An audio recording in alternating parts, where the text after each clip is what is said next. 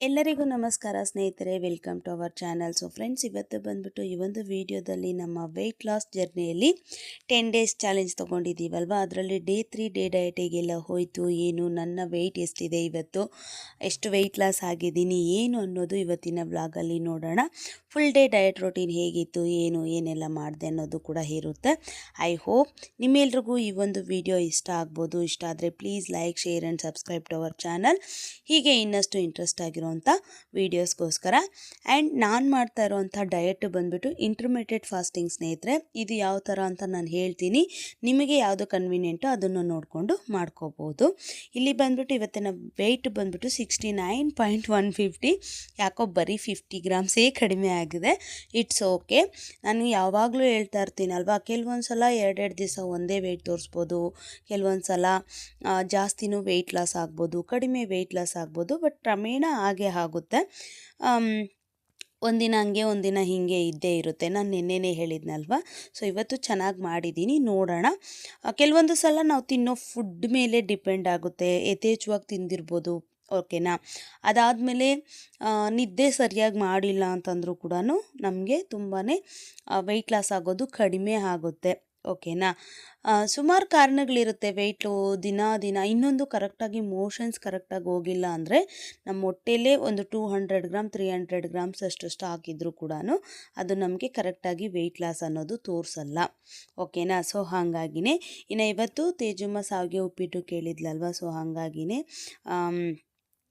ಸಾವಿಗೆ ಉಪ್ಪಿಟ್ಟು ಮಾಡ್ತಾಯಿದ್ದೀನಿ. ಬೆಳಗ್ಗೆ ಎದ್ದರೆ ಮಾತ್ರ ಫುಲ್ಲು ಕಿಚನ್ ಅಂತೂ ಫುಲ್ಲು ಬ್ಯುಸಿಯಾಗಿರುತ್ತೆ. ಎಲ್ಲಿಂದ ಅಲ್ಲಲ್ಲೇ ಇರುತ್ತೆ ಸ್ನೇಹಿತರೆ.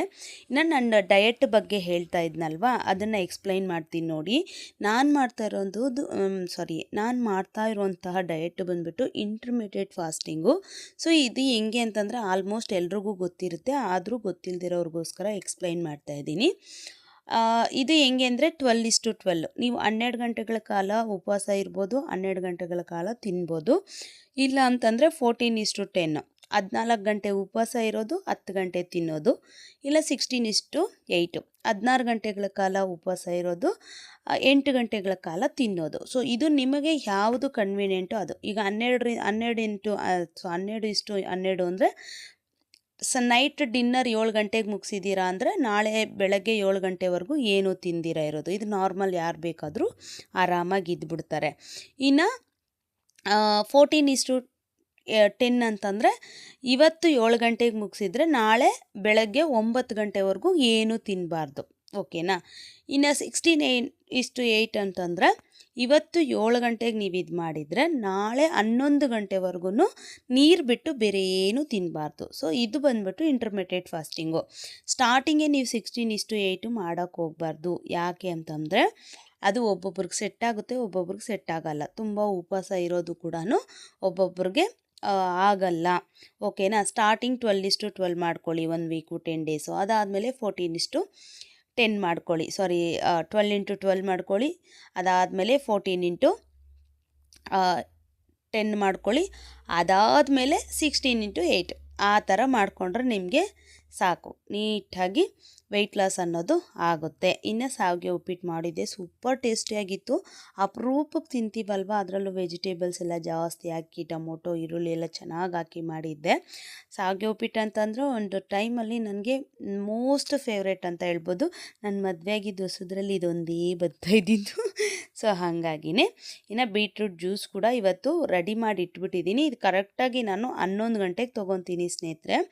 ಇದು 11 ಗಂಟೆಗೆ, ಯಾಕಂದರೆ ಬೇಗ ಕೆಲಸ ಇರುತ್ತಲ್ವ. ಸೊ ಹಾಗಾಗಿನೇ ವೀಡಿಯೋ ಮಾಡೋಕ್ಕಾಗಿಲ್ಲ ಬೆಳಗ್ಗೆ. ನಮ್ಮ ಮನೆಯವ್ರಿಗೂ ಸೇರಿಸಿ ಮಾಡಿದೆ, ನಾನು ಹಾಗೆ ಇದು ಮಾಡಿದೆ. ಇನ್ನು ಬಾರ್ಲಕ್ಕಿ ಇವತ್ತು ಪಾಯಸ ಮಾಡೋಣ, ಸಾಟರ್ಡೆ ಪೂಜೆ ಮಾಡೋಣ ಅಂತ ಮಾಡಿದೆ ಸ್ನೇಹಿತರೆ. ಸ್ಟಿಚ್ಚಿಂಗು ಫುಲ್ ಬ್ಯುಸಿ ಇತ್ತಾ, ನನಗೆ ಪೂಜೆನೂ ಮಾಡೋಕ್ಕೆ ಆಗಿಲ್ಲ, ಅಷ್ಟೊಂದು ಬ್ಯುಸಿ ಇದ್ದೆ. ಅರ್ಜೆಂಟಾಗಿ ಒಬ್ಬರು ಫೋನ್ ಮಾಡಿಬಿಟ್ಟು ನಾಳೆ ಸಾಯಂಕಾಲ ಕೊಡೋಣ ಅಂದ್ಕೊಂಡಿದ್ದೆ ಒಂದು 2 ಬ್ಲೌಸಸ್ಸು. ಅವ್ರು ಫೋನ್ ಮಾಡಿಬಿಟ್ಟು, ಅಕ್ಕ ನನಗೆ ನಾಳೆ ಬೆಳಗ್ಗೆ 8 ಗಂಟೆಗೆ ಟ್ರೈ ಮಾಡಕ್ಕ ನನಗೆ ಟೈಮ್, ಅದು ಹೊಸ ಮದುವೆ ಹೆಣ್ಣು. ಅಕ್ಕ ಪ್ಲೀಸ್ ಅಕ್ಕ ಈ 2 ಟೆಸ್ಟ್ ಸೀರೆಗಳು ಮಾತ್ರ ನನಗೆ 8 ಗಂಟೆಗೆ ಟ್ರೈ ಮಾಡು, 11 ಗಂಟೆ ಅಷ್ಟರೊಳಗಡೆ ಮನೆ ಒಳಗಡೆ ಇರಬೇಕಂತೆ, ಆಷಾಢ ಮಾಸ ಕಳೆದಿದೆ, ಬೇಗ ಹೋಗಬೇಕು, ಪ್ಲೀಸ್ ಅಕ್ಕ ಇದೊಂದು 2 ನೋಡು ಅಂತಂದರು. ಪಾಪ ಇನ್ಯಾಕೆ ಅಂದ್ಬಿಟ್ಟು ಇನ್ನು ಆವಾಗ ಸಾಯಂಕಾಲ ಅರ್ಜೆಂಟಾಗಿ ಇದು ಮಾಡಿ ಈಗ ಆಲ್ರೆಡಿ ಒಂದು ಹೊಲ್ದಿಟ್ಟಿದ್ದೀನಿ. ಬೆಳಗ್ಗೆ ಒಂದು 6 ಗಂಟೆಗೆ ಎದ್ದು ಆಲ್ರೆಡಿ ಬೇರೆಯವ್ರದ್ದು ಹೊಲಿತಾ ಇದ್ದೆ, ಅದನ್ನು ಒಂದು ಕಂಪ್ಲೀಟ್ ಮಾಡಿ ಇವ್ರದ್ದು ಕೂತ್ಕೊಂಡೆ. ಸೊ ಇನ್ನು ಕಸ್ಟಮರು, ಇವತ್ತು ಫ್ರೆಂಡ್ಸ್ ಬೇರೆ ಬಂದಿದ್ದರು ಸ್ನೇಹಿತರೆ. ಫ್ರೆಂಡ್ಸ್ ಬಂದರೆ ಟೈಮ್ ಪಾಸ್ ಆಗೋದೇ ಗೊತ್ತಾಗಲ್ಲ, ಮಾತಾಡಿಕೊಂಡು ಹಂಗೋ ಅದು ಇದು ಅಂತ ಅಂದ್ಬಿಟ್ಟು ಹೀಗೆ ಇದ್ದೆ. ಇನ್ನು ಇವತ್ತು ಬಂದುಬಿಟ್ಟು ಸೊಪ್ಪಿನ ಪಲ್ಯ ಮಾಡ್ತಾಯಿದ್ದೀನಿ. ಸಬ್ಬಕ್ಕಿ ಸೊಪ್ಪು ಮತ್ತು ಅರವೆ ಸೊಪ್ಪು ಎರಡೂ, ದಂಟಿನ ಸೊಪ್ಪು. ಇದ್ರ ಜೊತೆಗೆ ಅಮ್ಮ ಅವರೆಕಾಳು ಕೊಟ್ಟು ಕಳಿಸಿದ್ರು. ಸೊ ಅದನ್ನು ಎತ್ತಿಟ್ಟಿದ್ದೆ, ಅದೇನೋ ಮೊಳಕೆ ಬಂದುಬಿಟ್ಟಿದೆ. ಸರಿ ಇರಲಿ ಅಂತ ಅಂದ್ಬಿಟ್ಟು ಇದನ್ನು ಸೇರಿಸಿ ಪಲ್ಯ ಮಾಡೋಣ ಅಂತ ಮಾಡ್ತಾಯಿದ್ದೆ. ಇನ್ನು ಇಂಟರ್ಮಿಡಿಯೇಟ್ ಫಾಸ್ಟಿಂಗ್ ಬಗ್ಗೆ ಹೇಳ್ತಾ ಇದ್ನಲ್ವ, ನನ್ನ ಟೈಮಿಂಗ್ಸ್ ಹೇಳ್ತೀನಿ, ನಿಮಗೆ ಯಾವ ಥರ ಬೇಕೋ ನೀವು ಕನ್ವೀನಿಯೆಂಟಾಗಿ ಮಾಡ್ಕೊಳ್ಳಿ. ನಾನು 16:8 ಮಾಡ್ತೀನಿ. ಇವತ್ತು ಸಾಯಂಕಾಲ 6 ಗಂಟೆಗೆ ಏನಾದರೂ ನಾನು ಡಿನ್ನರ್ ಮುಗಿಸಿದ್ರೆ ಇಲ್ಲಿ ಪಲ್ಯ ಮಾಡ್ತಾಯಿರ್ತೀನಿ, ಅಷ್ಟರೊಳಗೆ ನನ್ನ ಡಯಟ್ ಟೈಮ್ ಟೇಬಲ್ ಅನ್ನೋದು ಹೇಳಿ ಮುಗಿಸ್ತೀನಿ.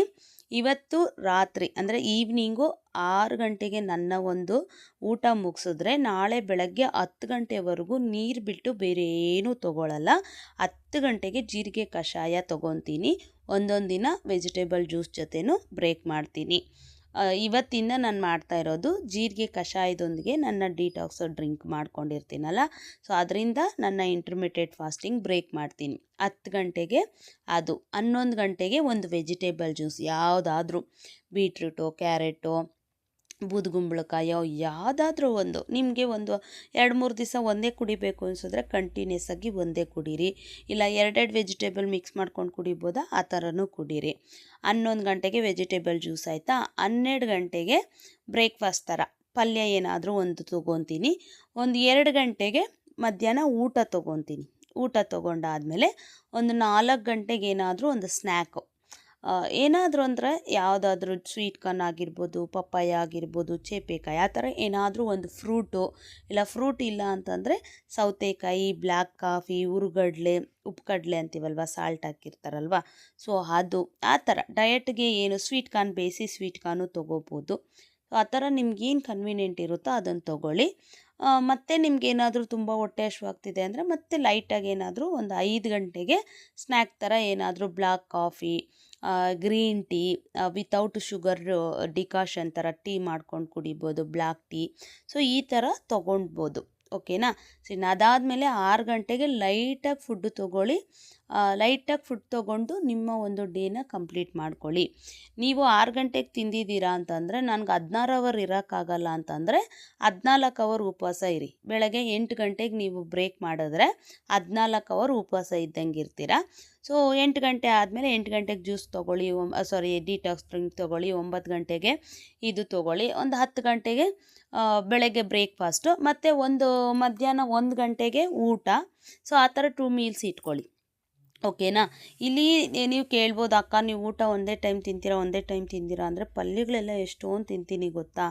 ಹಂಗಾಗಿನೇ ಅದು ಬ್ರೇಕ್ಫಾಸ್ಟ್ ಲೆಕ್ಕನೇ. ನಾವು ಏನೇ ತೊಗೊಂಡ್ರೂ ಕೂಡ ಬಾಯಿ ಅಗದು ತಿನ್ನೋದೇ ಅಲ್ವಾ, ಲೆಕ್ಕನೇ. ಸೊ ಇನ್ನು ಸೊಪ್ಪಿನ ಒಂದೇ ಒಂದು ವಿಜಿಲ್ ಬೇಯಿಸ್ಕೊಂಡಿದ್ದೆ. ಸೂಪರಾಗಿತ್ತು ಸ್ನೇಹಿತರೆ ಪಲ್ಯ. ಇವತ್ತು ಏನು ಸಖತ್ ಟೇಸ್ಟ್ ಇರುತ್ತೆ ಅಂತಂದರೆ ನನಗೆ ಯಾವುದೇ ಟೆಂಪ್ಟ್ ಆಗಿಬಿಡ್ತೀನಿ. ಪಲ್ಯಗಳು ಕೂಡ ನೆನ್ನೆನೂ ಅಷ್ಟೇ ನಾನು ಹೇಳಿಲ್ವಾ, ನನಗೆ ಯಾಕೆ ಬರೀ 50 ಗ್ರಾಮ್ಸೇ ಕಡಿಮೆ ಆಗಿದೆ ಅಂತಂದರೆ ಸುಮಾರು ಸಲ ಅಬ್ಸರ್ವ್ ಮಾಡಿದ್ದೀನಿ. ನಾನು 2 ಬಾಳೆಕಾಯಿ ಪಲ್ಯ ಮಾಡಿದ್ರು ಕೂಡ ಅದರಲ್ಲಿ 1.5 ಬಾಳೆಕಾಯಿ ನಾನೇ ತಿಂದಿರ್ತೀನಿ, ಅಷ್ಟಿಷ್ಟ. ಕ್ವಾಂಟಿಟಿ ಜಾಸ್ತಿ ತೊಗೊಬಿಡ್ತೀನಿ. ಇನ್ನು ಇವತ್ತು ಕೂಡ ಅಷ್ಟೇ, ಇದರಲ್ಲಿ ಅರ್ಧ ಪಲ್ಯ ನಾನೇ ತಿಂದಿದ್ದೀನಿ ಅಂದರೆ ನೀವು ನಂಬ್ತೀರಾ, ಆ ಥರ ಪಲ್ಯ. ಸೊ ಹಾಗಾಗಿ ನೀನು ಪಲ್ಯ ಮಾಡಿಟ್ಬಿಟ್ಟೆ. ಅದೇ ಹೇಳಿಲ್ವಾ, ಬ್ಲೌಸುಗಳೆಲ್ಲ ಇನ್ನು ತೇಜುಮ್ಮಗೆ ಇವತ್ತು ಬೇಗ 1 ಗಂಟೆ ಆಯಿತು ಕರ್ಕೊಬಂದು ಬೇಗ ಮುಗಿಸೋಣ ಅಂದ್ಕೊಳ್ತೀನಿ. ಕೆಲವೊಂದು ಸಲ ಅಂದ್ಕೊಂಡಿರೋ ಶೆಡ್ಯೂಲ್ಸ್ ಎಲ್ಲನೂ ಆಗೋದೇ ಇಲ್ಲ ಸ್ನೇಹಿತರೆ, ಹಂಗೆ ಹಿಂಗೆ ಇರುತ್ತೆ. ಸೊ ಹಾಗಾಗಿನೇ ಇನ್ನು ಬೆಳಗ್ಗೆ ಏನು ಪಲ್ಯ ತೊಗೊಂಡಿದ್ದೆ ಅದೇ ಪಲ್ಯನೇ ನಾನು ಇವತ್ತು ನೈಟ್ ಡಿನ್ನರ್ಗೂ ಕೂಡ ತೊಗೊಂಡಿದ್ದೀನಿ ಸ್ನೇಹಿತರೆ. ಮಧ್ಯಾಹ್ನ ಶಾವಿಗೆ ಉಪ್ಪಿಟ್ಟು ತೊಗೊಂಡಿದ್ದೆ, ಓಕೆನಾ. ಸೊ ಇದೇ ಫುಲ್ ಡೇ ರೊಟೀನ್ ಇತ್ತು. ನಾನು ಟೈಮ್ ಟೇಬಲ್ಲು ಕೂಡ ಹೇಳಿದ್ದೀನಿ. ಇದು ಒಬ್ಬೊಬ್ಬರಿಗೆ ಒಂದೊಂದು ರೀತಿಯಾಗಿ ವೆಯ್ಟ್ ಲಾಸ್ ಆಗುತ್ತೆ ಸ್ನೇಹಿತರೆ. ನನಗಾಗ್ತಾ ಇದೆ ಇನ್ನೊಬ್ರಿಗಾಗಿಲ್ಲ ಅಂತ ನೀವು ಯಾವತ್ತೂ ಟೆನ್ಷನ್ ತೊಗೋಬಾರ್ದು. ಒಬ್ಬೊಬ್ಬರ ಬಾಡಿ ಒಂದೊಂದು ವೇರಿಯೇಷನ್ ಇರುತ್ತೆ. ಕೆಲವ್ರಿಗೆ 3 ದಿವಸಕ್ಕೇ ಒಂದು 1 ಕೆ ಜಿ 2 ಕೆ ಜಿ ಇದಾಗ್ಬೋದು. ಕೆಲವ್ರಿಗೆ ಹೆಂಗಪ್ಪ ಅಂತಂದರೆ ವಾರಕ್ಕೆ 1 ಕೆ ಜಿ ಕಡಿಮೆ ಆಗ್ಬೋದು. ಕೆಲವ್ರಿಗೆ ತಿಂಗ್ಳಿಗೆ 1 ಕೆ ಜಿ ಕಡಿಮೆ ಆಗ್ಬೋದು. ಓಕೆನಾ. ನೀವೇನೇ ಪ್ರಯತ್ನ ಪಟ್ಟರೂ ಕೂಡ ಅದು ಅವರವರ ಬಾಡಿಗೆ ತಕ್ಕನಂಗೆ ಅವ್ರ ಬಾಡಿ ಮೆಟಬಾಲಿಸಮ್ ಹೆಂಗಿರುತ್ತೆ, ನೀವು ಮಾಡೋ ಡಯೆಟ್ಟು ನಿಮ್ಮ ಬಾಡಿಗೆ ಹೇಗೆ ಅಡಾಪ್ಟ್ ಆಗುತ್ತೆ, ಸೊ ಅದ್ರ ಮೇಲೆ ಡಿಪೆಂಡ್ ಆಗುತ್ತೆ. ಸೊ ಹಾಗಾಗಿ ನೀವೇನು ಮಾಡಬೇಕು, ಆರಾಮ್ಸೆ ಮಾಡ್ತಾ ಹೋಗಿ, ಯಾವುದು ಟೆನ್ಷನ್ ತೊಗೊಳ್ಳೋದೇನು ಬೇಡ. ಈ 10 ಡೇಸ್ ಅಂದಿದ ತಕ್ಷಣವೇ 10 ಡೇಸಲ್ಲೇ ಇದು ಮಾಡಬೇಕಾ ಅಂತಂದರೆ ಏನಿಲ್ಲ. ಈ 10 ಡೇಸಲ್ಲಿ ನಾವು 1 ಕೆ ಜಿ ಕಡಿಮೆ ಆದರೂ ಕೂಡ ತುಂಬ ಒಳ್ಳೆ ರಿಸಲ್ಟೇ ಅಂತಲೇ ನಾನು ಹೇಳ್ತೀನಿ. ಒಂದು 2 ಕೆ ಜಿ ಆಯಿತ್ವಾ ಇನ್ನೂ ಸೂಪರ್ ರಿಸಲ್ಟು ಅಲ್ವಾ. ಪ್ರಯತ್ನ ಪಡ್ತಾ ಇರಬೇಕು. ಓಕೆನಾ. ಇನ್ನೊಂದು ಏನಾಗ್ಬಿಡುತ್ತೆ ಅಂತಂದರೆ, ತುಂಬ ಜನ ಕೇಳ್ತಾ ಇರ್ತೀರ, ಕ್ರೇವಿಂಗ್ಸ್ ಆಗುತ್ತೆ. ಕ್ರೇವಿಂಗ್ಸು ಎಲ್ರಿಗೂ ಕ್ರೇವಿಂಗ್ಸ್ ಬರುತ್ತೆ ಸ್ನೇಹಿತರೆ. ಅದು ಏನಂತಂದರೆ ಒಬ್ಬೊಬ್ರಿಗೆ ಒಂದೊಂದು ಥರ ಕ್ರೇವಿಂಗ್ ಇರುತ್ತೆ. ಇವಾಗ ನನಗೆ ಹೆಂಗೆ ಗೊತ್ತಾ, ಒನ್ ಟೈಮ್ ತಿಂದೆ ಅಂದರೆ ಹಿಂದಿಂದೇನೆ ಅದು ಎಳೀತಾ ಇರುತ್ತೆ, ತಿಂದ್ಬಿಡೋಣ ಅಂತ. ಇನ್ನೂ ಕೆಲವ್ರಿಗೆ ಹೆಂಗೆ ಇರುತ್ತೆ ಅಂತಂದರೆ, ಅವ್ರು ಒಂಚೂರು ಬಾಯಿಗೆ ಹಾಕ್ಕೊಂಡ್ರು ಓಕೆ ಅವ್ರ ಕ್ರೇವಿಂಗ್ ಕಡಿಮೆ ಆಗುತ್ತೆ. ಇನ್ನು ಕೆಲವರು ಕ್ರೇವಿಂಗ್ಸ್ ಆದರೂ ಕೂಡ ಸ್ಟ್ರಿಕ್ಟಾಗಿ ಮಾಡ್ತಾರೆ. ಸೊ ಆ ಥರ ಒಬ್ಬೊಬ್ರದ್ದು ಒಂದೊಂದು ರೀತಿಯಾಗಿರುತ್ತೆ. ನಾವು ಆವಾಗ ಸ್ವಲ್ಪ ನಂತರ ಇರೋ ಕ್ಯಾಂಡಿಡೇಟ್ಗಳು ಏನಂತಂದರೆ ಸ್ವಲ್ಪ ದೂರ ಸರಿಯೋದು ಒಳ್ಳೆಯದು. ಇನ್ನು ಪರವಾಗಿಲ್ಲ ಒಂಚೂರು ಬಾಯಿಗೆ ಹಾಕ್ಕೊಂಡು ಕಂಟ್ರೋಲ್ ಮಾಡ್ಕೊತೀನಿ ಅಂದರೆ ಮಾಡ್ಕೋಬೋದು. ಓಕೆನಾ. ಸೊ ಈ ಥರ ನೀವು ಕ್ರೇವಿಂಗ್ಸ್ನ ಬ್ಯಾಲೆನ್ಸ್ ಕಂಟ್ರೋಲ್ ಮಾಡ್ಕೊತಾ ಹೋದರೆ ಆಯಿತು ಅಷ್ಟೇ, ಇನ್ನೇನಿಲ್ಲ. ಒಳ್ಳೆ ರಿಸಲ್ಟ್ ಸಿಗುತ್ತೆ. ಆರಾಮ್ಸೆ ಮಾಡಿ. ನಾನು ಕೂಡ ಡೈಲಿ ಮಾಡ್ತಾಯಿದ್ದೀನಿ. ನೋಡೋಣ, ಮೇ ಬಿ ನಾಳೆ ಕೂಡ ಒಳ್ಳೆ ಇದು ಬರ್ಬೋದು. ಇವತ್ತು ಸಾಯಂಕಾಲ ಬಂದುಬಿಟ್ಟು ಇದು ಪಾಪ್ಕಾರ್ನ್ ತೊಗೊಂಡಿದ್ದೆ ಸ್ನೇಹಿತರೆ. ಫ್ರೆಂಡ್ ಬಂದಿದ್ರಲ್ಲ, ಅವ್ರು ತಂದುಕೊಟ್ಟಿದ್ರು. ಸೊ ಇದಾದಮೇಲೆ ನಾನು ಪಲ್ಯನೇ ತಿಂದು ನನ್ನ ಡೇ ರೊಟೀನ್ನ ಮುಗಿಸಿದ್ದೀನಿ. ಸೊ ಫುಲ್ ಡೇ ರೊಟೀನ್ ಅಂತೂ ತುಂಬ ಚೆನ್ನಾಗಿ ಹೋಗಿದೆ. ಮೇ ಬಿ ಪಲ್ಯ ಜಾಸ್ತಿ ತಿಂದಿರೋದ್ರಿಂದ ನೋಡಬೇಕು ರಿಸಲ್ಟು. ನಾನೊಂದು 69 ಆಗ್ಲಪ್ಪ ಅಂತ ಬೇಡ್ಕೊತಾ ಇದ್ದೀನಿ. ನೋಡೋಣ ಹೆಂಗಿರುತ್ತೋ. ಸೊ ನಾಳಿನ ವೀಡಿಯೋದಲ್ಲಿ ಸಿಗ್ತೀನಿ. Thank you for watching. Thank you for your supporting. Bye.